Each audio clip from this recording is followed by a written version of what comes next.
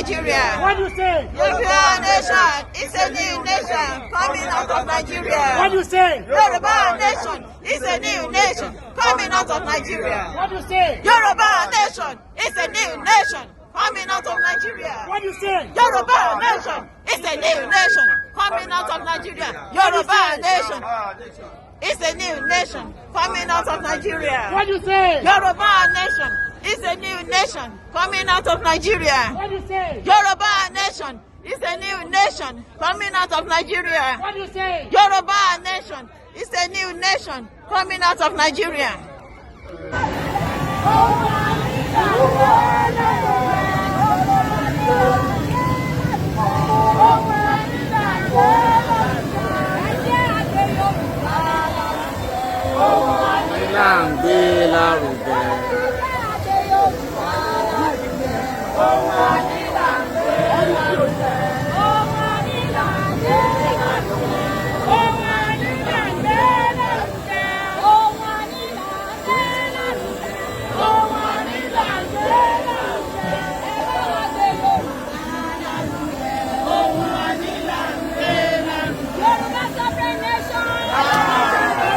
Not going back.